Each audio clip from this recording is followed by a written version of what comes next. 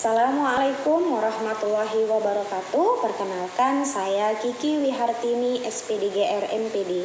Saya merupakan guru dari SD swasta Nurul Hasanah Tembung. Dalam kesempatan ini, saya akan memaparkan naskah apresiasi GTK saya yang berjudul Media Pembelajaran Cuka, Coding Unplugged dan Kecerdasan Artifisial.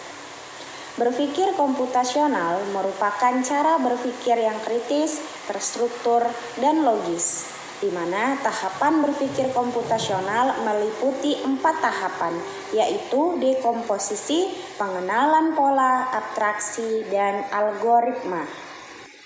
Kemampuan berpikir komputasional ini dapat dicapai dengan penerapan pembelajaran coding dasar, karena dalam penerapan coding dasar, siswa diharapkan mampu memiliki pemikiran yang komputasional, dan penggunaan aplikasi kecerdasan artifisial juga membutuhkan keterampilan siswa yang berpikir secara komputasional. Pembelajaran coding dan kecerdasan artifisial dirancang untuk mempersiapkan peserta didik menghadapi tantangan di era digital. Kurikulum coding dan kecerdasan artifisial dikembangkan berdasarkan Undang-Undang Nomor 20 Tahun 2003 yang menekankan penyesuaian dengan kebutuhan peserta didik, perkembangan zaman, dan tujuan dari pendidikan. Penerapan pembelajaran coding dalam pelaksanaan di sekolah dasar memiliki 2 cara, yaitu menggunakan media berbasis plug atau menggunakan fasilitas IT, dan media berbasis unplug atau tidak menggunakan fasilitas IT. Sedangkan pada tahap penggunaan aplikasi kecerdasan artifisial, siswa diharapkan mampu memahami dampak positif serta dampak negatif dalam penggunaannya dalam kehidupan sehari-hari, serta siswa diharapkan mampu secara bijak dan bertanggung jawab menggunakan aplikasi kecerdasan artifisial. Pembelajaran coding dan penggunaan kecerdasan artifisial di sekolah dasar merupakan hal yang baru, khususnya di SD Nurul Hasanah Tembung. Hal ini merupakan salah satu tantangan bagi guru, di mana guru harus mampu menerapkan pembelajaran coding dan pemanfaatan kecerdasan artifisial secara baik dan secara bijak. Selain hal tersebut, kesulitan atau tantangan lainnya yaitu banyaknya guru yang masih menganggap atau masih memiliki miskonsepsi terhadap penerapan coding di dalam kelas, karena menganggap bahwasanya pembelajaran coding hanya dapat dilakukan dengan fasilitas IT yang memadai saja.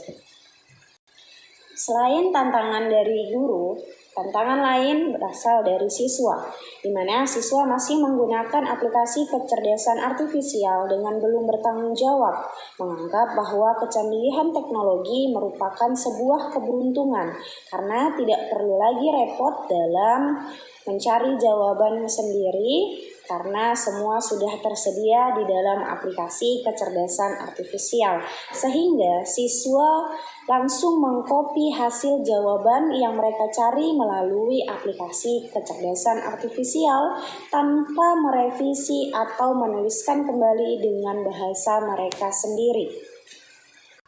Saya mempersiapkan materi coding dan kecerdasan artifisial serta mempersiapkan media yang akan saya gunakan saat pembelajaran kepada siswa. Saya memberikan pemaparan kepada siswa tentang bagaimana proses berpikir komputasional dengan berbagai tahapan, yaitu tahapan dekomposisi, tahapan pengenalan pola, abstraksi, dan yang terakhir algoritma. Saya juga memberikan pemaparan materi mengenai penggunaan aplikasi kecerdasan artifisial dalam kehidupan sehari-hari dengan memberikan contoh aplikasinya seperti Google Maps, Gemini AI, YouTube, dan aplikasi lainnya yang biasanya digunakan siswa dalam kehidupan sehari-hari. Untuk meningkatkan proses pembelajaran dan mengetahui sejauh mana pemahaman siswa terhadap manfaat dan dampak dari penggunaan aplikasi kecerdasan artifisial tersebut. Siswa bersama kelompok diminta untuk menuliskan aplikasi apa saja yang sering digunakan dalam kehidupan sehari-hari, serta menuliskan manfaatnya dan dampaknya dalam kehidupan mereka. Rumah ibadah. Siswa bersama kelompok diminta untuk menyusun potongan puzzle sehingga menjadi gambar yang utuh dan benar. Setelah puzzle selesai disusun, maka tugas selanjutnya adalah mencari informasi mengenai gambar rumah ibadah tersebut dengan menggunakan bantuan ChatGPT. Saya membimbing siswa dalam penggunaan aplikasi ChatGPT, meminta siswa memasukkan gambar rumah ibadah berdasarkan susunan puzzle yang sudah mereka selesaikan. Kemudian, memasukkan kalimat instruksi pada aplikasi ChatGPT. Setelah hasilnya didapatkan, siswa bersama kelompok diminta untuk menuliskan kembali informasi atau fakta yang didapat mengenai rumah ibadah menggunakan bahasa mereka sendiri. Dengan pendekatan ini, siswa akan terbiasa untuk menyelesaikan masalah dengan logika dan kritis, kemudian dapat menuangkan ide dengan kalimatnya sendiri berdasarkan fakta dan informasi yang didapatnya melalui aplikasi kecerdasan artifisial. Kepada siswa bahwa penggunaan aplikasi kecerdasan artifisial harus dimanfaatkan dengan bijak dan bertanggung jawab agar tidak menimbulkan dampak negatif bagi siswa. Assalamualaikum warahmatullahi wabarakatuh. Berdasarkan pencarian dari ChatGPT, ini adalah tempat umat Konghucu, namanya itu Kelenteng. Assalamualaikum warahmatullahi wabarakatuh. Dari hasil pencarian dari ChatGPT, gambarnya ini adalah pura. Pura adalah tempat beribadah umat Hindu. Pura ini berasal dari budaya Bali.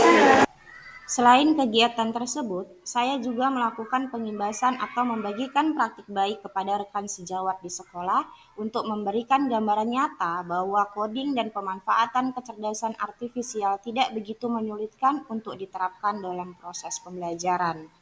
Memaparkan apa saja media-media yang dapat digunakan untuk pembelajaran coding.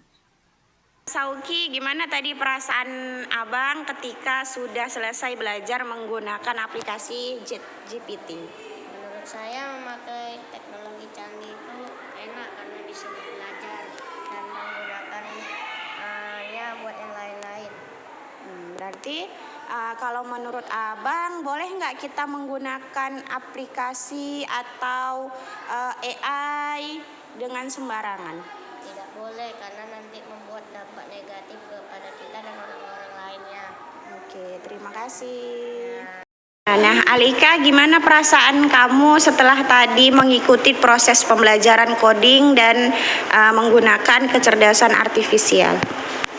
Saya senang karena bisa bekerja sama dengan teman dan bisa juga menggunakan aplikasi yang canggih dan bisa mengikuti pembelajaran dan bisa mengetahui apa gambar atau apa yang soal-soal yang diberitahukan ke guru untuk kalian. Oke, terima kasih. Ya.